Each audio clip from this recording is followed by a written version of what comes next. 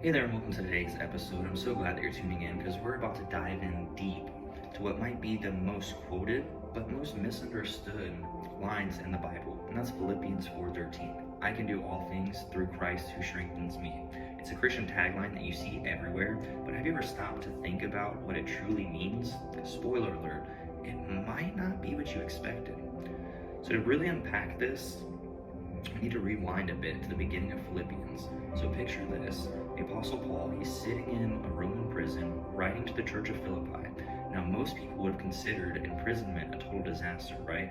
But for Paul, it's not the end of his story. It's the beginning of something that's incredible. He tells the Philippians that his chains have actually accelerated the gospel, and that people are stepping up and growing bolder, and even those who preach Christ with questionable motives are still spreading the good news. Paul's perspective here is stunning because he's not worried about the people's intentions. He's focused on one thing that matters, and that's Christ being proclaimed. So let's pause for a second and talk about Paul's mindset, because it's both personal and profound. In this letter, he reveals a tension that is close to his heart. Should he keep living to serve the gospel, or should he embrace death to being with Christ? He writes, "For me to live is Christ, and to die is gain." And Paul's hope and purpose, they're not tied to any circumstance. Whether he's alive or facing death, in every moment, it's an opportunity for him to serve and glorify Christ. And that right there is the game-changing perspective. And this is where Paul starts encouraging the Philippians, and honestly, all of us. He urges us to live lives that reflect the gospel. Their actions should be demonstrated by the power of Christ working within them. But he doesn't stop there. Paul actually redefines suffering. Instead of seeing hardships as defeat, he calls it a privilege, a sign that God is at work in their lives. Trials aren't just something to endure, they're something to embrace as evidence of true commitment to the gospel. It is a radical way to look at struggle, but it's one that transforms how we approach tough moments. So now let's talk about the example of Christ, found in Philippians 2.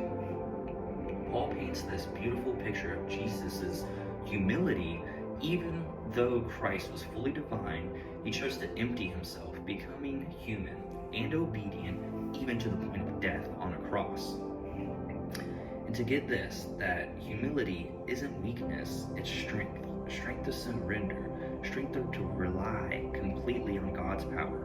Paul is inviting us to adopt this same mindset of selflessness fueled by divine strength. Okay, so now how does all this tie together? When Paul writes, "I can do all things through Christ who strengthens me," he's not talking about achieving personal victories like winning a race, like buying a house, like getting that promotion.